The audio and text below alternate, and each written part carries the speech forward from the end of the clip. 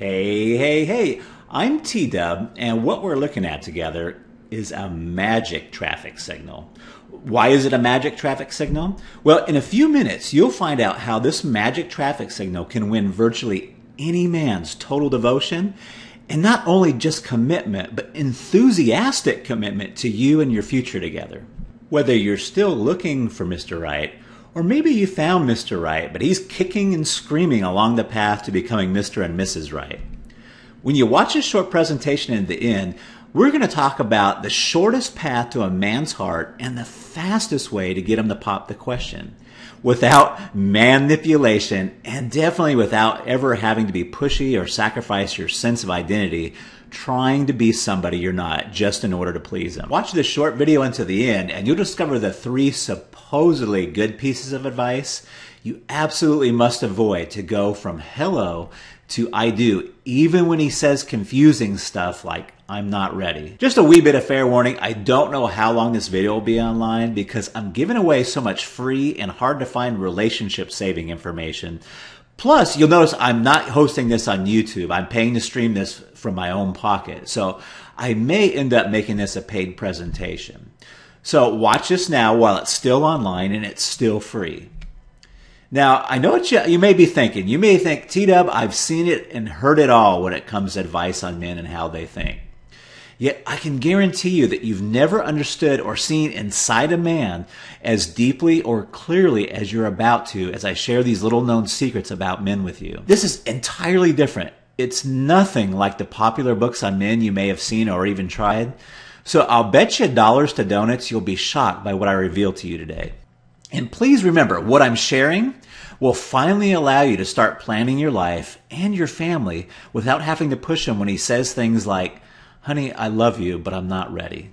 And you'll get some of my best insights and secrets to make sure you get a sparkling ring on your finger so you can go out and proudly show it off to all your family and friends. First, I need to tell you a story. It's a story that's hard for me to tell because I get choked up. Yet, it's one I think you absolutely need to hear because it will reveal more about how you can avoid wasting years of your life by being able to accurately read what's going on in a man's mind more than anything else that I know. We got a deal? Now, I wasn't always a relationship expert, appearing on radio, thousands of websites and blogs, helping 65,000 plus people in over 77 countries with their toughest relationship troubles. And I certainly never imagined I'd be a best-selling author on the topic of fixing a relationship after someone had called it quits like I am today. In fact, far, far from it. I remember the day when I decided enough was enough, and I'm going to share this story with you now, even though it's really embarrassing for me to tell. You need to know just how deep in the rabbit hole I went before I discovered the stuff I'm going to share with you today. The strategy that allows me to live this amazing life that I live right now and help so many others find and keep love in their life. I remember the day so clearly. I remember I drove up the I-5 North from San Diego. It was a sunny Sunday afternoon in October.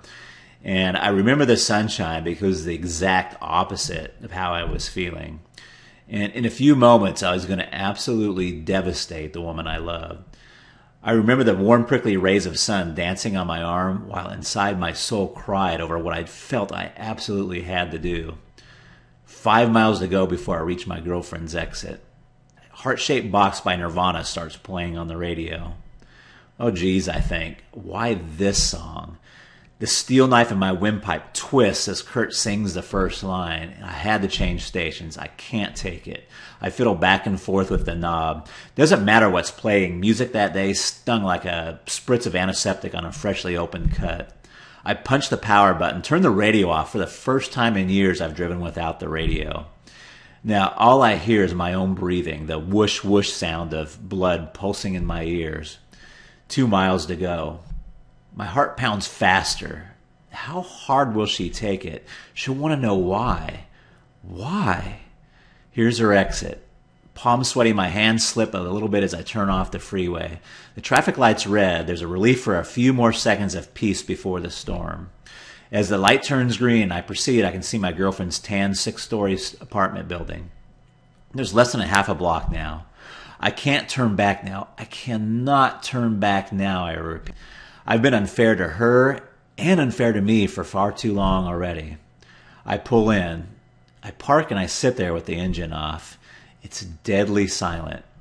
If digital clocks could make noise, I'd hear it tick. 2:37 p.m. Now, I remember that time exactly because I sat there so long staring at those glowing green numbers, they felt etched into my eyes and head. As I open the car door to get out, I go numb. Not the pass out numb. It's a familiar numb that I feel when I have to do something really hard or when an emergency strikes. I shut the door and start walking to the elevator. I'm moving on autopilot now. I sense everything, every small detail, but I move almost as if I'm being controlled like a puppet on a string. I nudge the button for the elevator. Swish, as the doors glide open, that smell of a spicy Chinese takeout invade my nose. I suppose that someone just ordered lunch.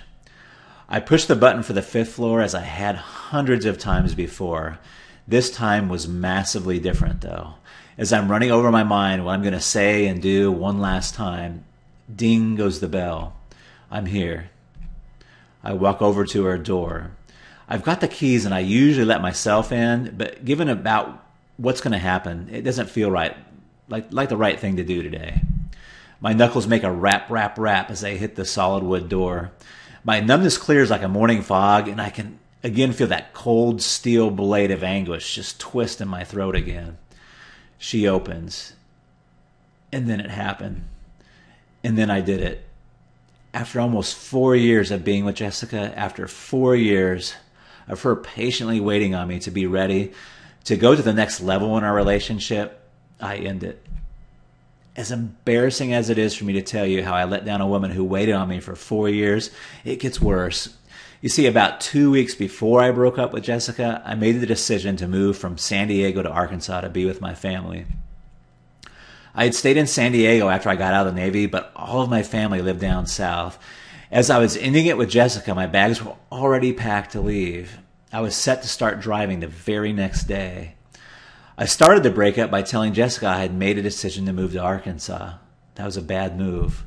She thought at first I was asking her to come with me, which made it even harder when I said, "No, Jess, I'm sorry, I'm breaking up with you." Her face puckered like I'd punched her in the stomach with a billy club. It was very sad. It was sad for Jess. It was sad for me. Even Jessica's black kitty, Penny, seemed upset, almost like she knew what was going on. And I did cry when I said goodbye to Jessica, and I remember my tears wetting Penny's black fur as I bent over and scratched her under the chin. It was going to be the last time. After I left Jessica's apartment, I remember feeling so disappointed and totally ashamed with myself. I was angry at how I let it end this way and how it handled all the last few years. I was really confused, too. I was confused because I could never explain to myself, let alone Jessica, why I could love her but not want to marry her. How could I love her so much and not want to marry her? I mean, isn't love supposed to be enough? What was wrong with me? I felt so low. Yet, you know what? That one day caused my entire life to change.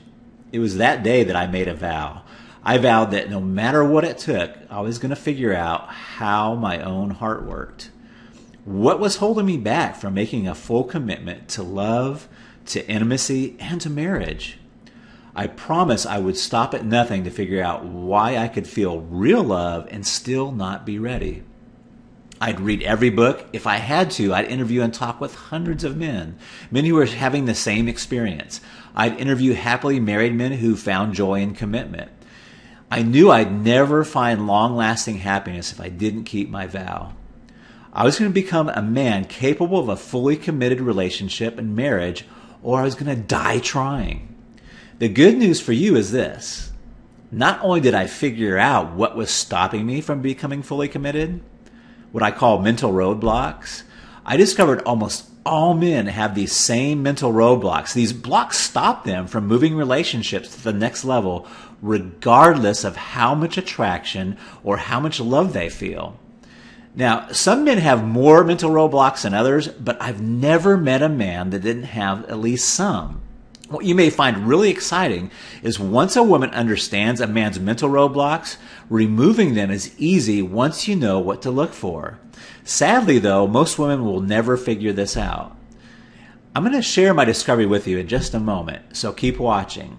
So as you can clearly see, I'm not some super brainy whiz kid PhD.